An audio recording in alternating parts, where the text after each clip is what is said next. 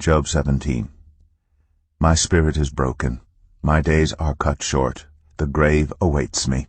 Surely mockers surround me. My eyes must dwell on their hostility.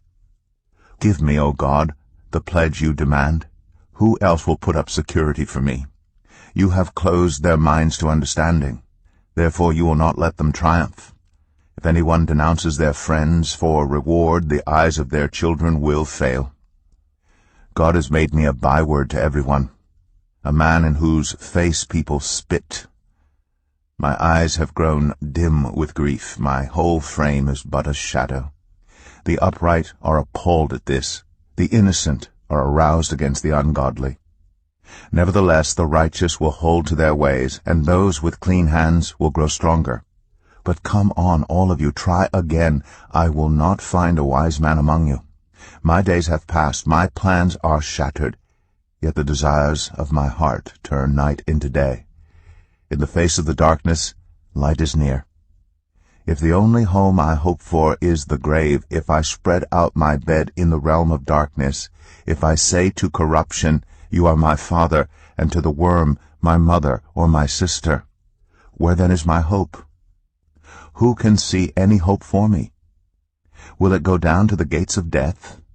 Will we descend together into the dust? Job 18. Then Bildad the Shuhite replied, When will you end these speeches? Be sensible, and then we can talk. Why are we regarded as cattle and considered stupid in your sight? You who tear yourself to pieces in your anger, is the earth to be abandoned for your sake? Or must the rocks be moved from their place? The lamp of a wicked man is snuffed out. The flame of his fire stops burning. The light in his tent becomes dark. The lamp beside him goes out. The vigor of his step is weakened. His own schemes throw him down. His feet thrust him into a net. He wanders into its mesh. A trap seizes him by the heel. A snare holds him fast. A noose is hidden for him on the ground. A trap lies in his path. Terrors startle him on every side and dog his every step. Calamity is hungry for him. Disaster is ready for him when he falls. It eats away parts of his skin. Death's firstborn devours his limbs. He is torn from the security of his tent and marched off to the king of terrors. Fire resides in his tent. Burning sulfur is scattered over his dwelling. His roots dry up below, and his branches wither above. The memory of him perishes from the earth. He has no name in the land. He is driven from light into the realm of darkness and is banished from the world.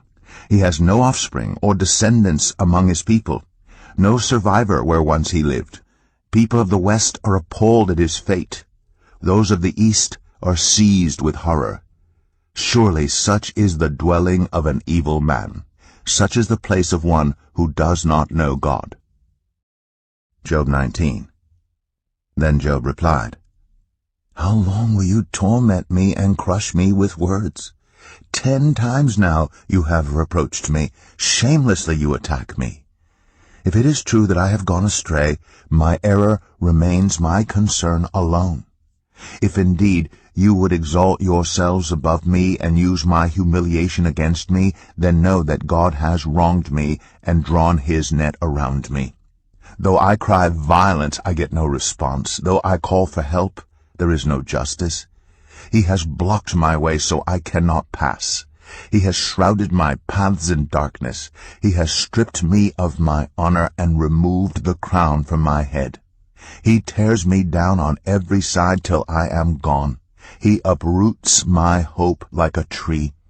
His anger burns against me. He counts me among his enemies. His troops advance in force. They build a siege ramp against me and encamp around my tent. He has alienated my family from me. My acquaintances are completely estranged from me. My relatives have gone away. My closest friends have forgotten me. My guests and my female servants count me a foreigner. They look on me as a stranger. I summon my servant, but he does not answer, though I beg him with my own mouth. My breath is offensive to my wife. I am loathsome to my own family. Even the little boys scorn me. When I appear, they ridicule me. All my intimate friends detest me. Those I love have turned against me. I am nothing but skin and bones. I have escaped only by the skin of my teeth. Have pity on me, my friends. Have pity, for the hand of God has struck me. Why do you pursue me as God does? Will you never get enough of my flesh? Oh, that my words were recorded, that they were written on a scroll, that they were inscribed with an iron tool on lead, or engraved in rock forever. I know that my Redeemer lives, and that in the end he will stand on the earth. And after my skin has been destroyed, yet in my flesh I will see God. I myself will see him with my own eyes, I, and not another. How my heart yearns within me. If you say, how we will hound him, since the root of the trouble lies in him, you should fear the sword yourselves, for wrath will bring punishment by the sword, and then you will know that there is judgment. Job 20. Then Zophar the Naamathite replied, My troubled thoughts prompt me to answer because I am greatly disturbed. I hear a rebuke that dishonors me, and my understanding inspires me to reply.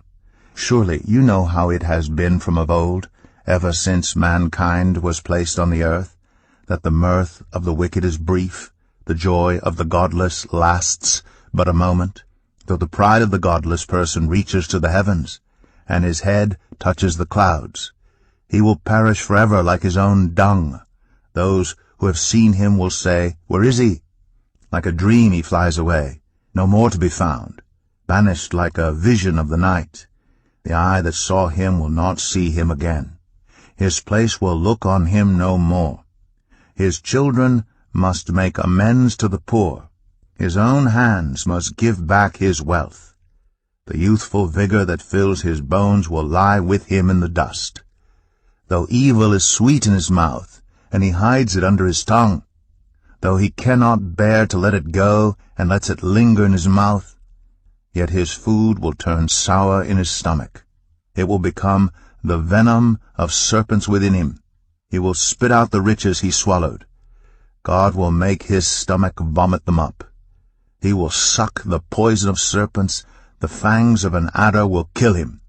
He will not enjoy the streams, the rivers flowing with honey and cream. What he toiled for he must give back uneaten. He will not enjoy the profit from his trading, for he has oppressed the poor and left them destitute. He has seized houses he did not build. Surely he will have no respite from his craving. He cannot save himself by his treasure. Nothing is left for him to devour. His prosperity will not endure. In the midst of his plenty, distress will overtake him. The full force of misery will come upon him. When he has filled his belly, God will vent his burning anger against him, and rain down his blows on him. Though he flees from an iron weapon, a bronze-tipped arrow pierces him. He pulls it out of his back, the gleaming point out of his liver. Terrors will come over him. Total darkness lies in wait for his treasures. A fire unfanned will consume him and devour what is left in his tent. The heavens will expose his guilt, the earth will rise up against him. A flood will carry off his house, rushing waters on the day of God's wrath. Such is the fate God allots the wicked, the heritage appointed for them by God.